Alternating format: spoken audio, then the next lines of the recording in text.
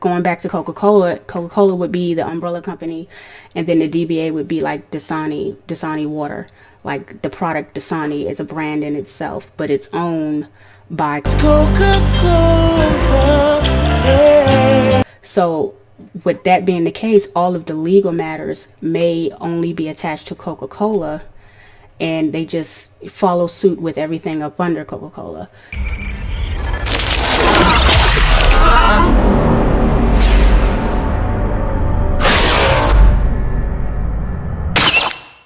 Hey guys, thanks for checking out my video. I go by the name of Miss Fitz, and I'm pretty excited actually to start this web series on our YouTube channel called Geekz, and the purpose is to basically give a lot of gems and valuable information on how things are going with vendors, how they should be ran as far as the rules, regulations, guides, how you can pinpoint who's real, who's fake. Basically just a lot of really important information. It seems like there isn't really a bridge between vendors and consumers, and I can't seem to find that anywhere. And I know if I can't find it, that you all can't find it. And we have so much information that we can share just so that it sort of gets rid of that confusion that goes on between the vendors and the consumers. And in this video, I wanted to basically go over how you can verify if a vendor is really licensed to sell Greek paraphernalia. So I thought that when we started in 2019 that this was common knowledge, and it became apparent that when we were running ads, we would get comments all the time with people asking, are we licensed, are we licensed? And I noticed it also with other vendors. When they're running ads, they get the same comments, the same questions. And so it became obvious that, okay, maybe a lot of consumers aren't aware of how they can check to see if a business is licensed, or maybe they're not actually members and they're purchasing these items as a gift for someone who is. So they absolutely don't know at all how to check to see if a business is licensed or not. In this video, I wanted to basically just do a quick video showing how you could do that. So first off, some businesses may or may not, because it's not that common, but some businesses may have an area on their website where you can go and see that they're actually licensed. I can show you an example of how that may look as far as the information that they'll show you. We have it on our site, so I can pull up our page, and then after that I'm going to go to a Greek or Two's actual website, their official website, and show you where you can find the vendors lists and where you can find a list of vendors who are actually licensed. So let's just get into the first portion of the video. Okay, so as you can see, this is a page on our site. Now normally we would have a button up here. It would say we are a official licensed vendor, and it would say learn more, and it'd be a button where you could click on it and go to this page. But right now we're running a promotion, so that information has been replaced, but once the promotion's over, it'll go back up. But this is how our vendors page looks. Everyone's page, I'm sure, is not going to look like ours, or none of theirs are going to look the same, but this is just basically to show you what to look for, or what they may show you. On here we have all of the Greeks that we're currently licensed for and that we currently sell on our website, and we also have the name. And why that's important is you could have a vendor that has an umbrella company, for example, Coca-Cola, you know, that's the main umbrella company as far as I know it is. And then you could have that company have a DBA, which is a brand name that they sell different products under. So Coca-Cola would be the umbrella company, and then the DBA would be like Dasani water. Like the product Dasani is a brand in itself, but it's owned by Coca-Cola.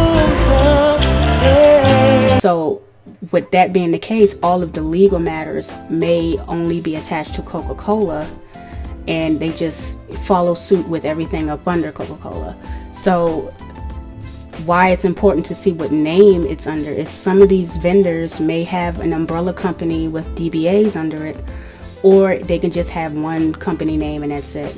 So with us, we have an umbrella company. We have, you know, Custom Fitz Greek, which is our DBA, and then we have Custom Fitz. So on some of these vendors lists, you'll find our DBA name, and some of them you'll find our actual umbrella company's name. So this is why it's important to look for that, because you may go look for a vendor and not see them, but you don't realize they're operating their business as a DBA, separate from their actual business name.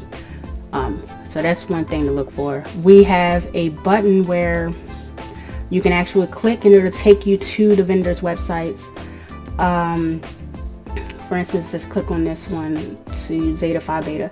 Now if you go to Zeta Phi Beta website, it will have all of these different menu options, and I believe theirs is under policies and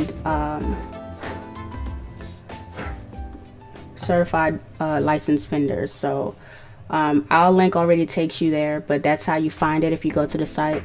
And you can see that all of these vendors are listed on their list. So that's basically how you verify if you wanted to buy a Zeta Phi Beta product. That's how you would verify if the person you're about to purchase from is an actual licensed vendor for Zeta Phi Beta.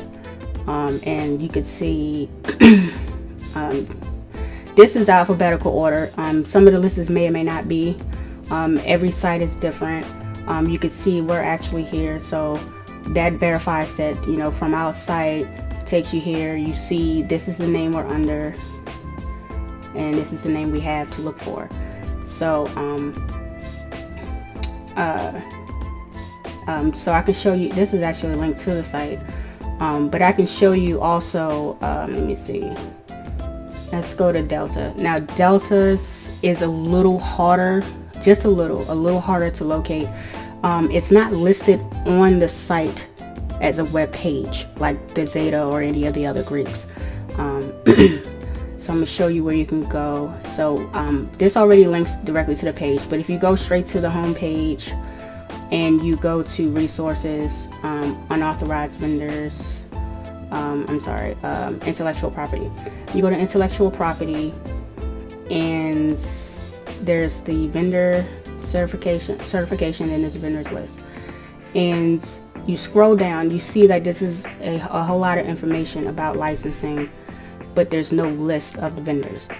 But if you click here, approved vendor lists, it's a download. So, and you open that up, and you could basically, this is their list. So not every website has a actual web page with the list on it, but some of them do, some of them don't. So that's how you would verify. Like if you wanted to purchase a Delta product, you would go to their site, you pull up this list, and you look for that vendor.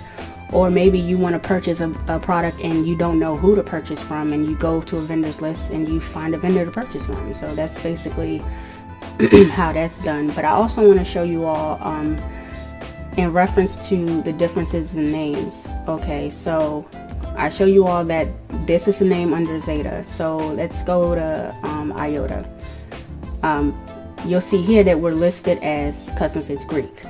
So it's the same business but different name. So that's why it's important to have an understanding that sometimes if you don't find a vendor, it's because they're under the wrong name. And sometimes if you don't find them, it's because they're actually not licensed at all. So it can get a little tricky, but that's basically how you find out if anybody's licensed or not.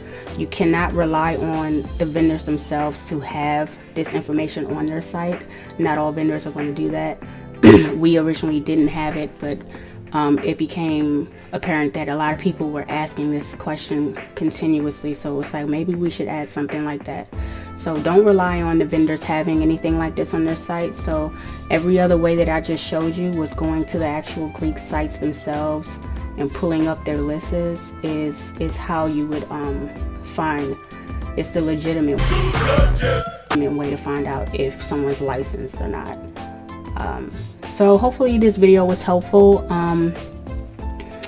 Don't forget to subscribe. I'm going to have a lot more videos coming soon showing you all how to navigate through shopping with vendors in Greek and Masonic and other merchandise having to do with licensing, and share a little bit of inside information on how the licensing process goes, because there's a lot of things you all don't know that I think would be very helpful if you did. And so just go ahead and hit that subscribe button, share the video, like the video. If you have any comments you want to make, you can comment down below. If you have questions you'd like me to answer in some of these videos, you can go ahead and inbox me or ask your questions in the comments. And once again, thanks for checking out my video, and hope to see you soon. Bye.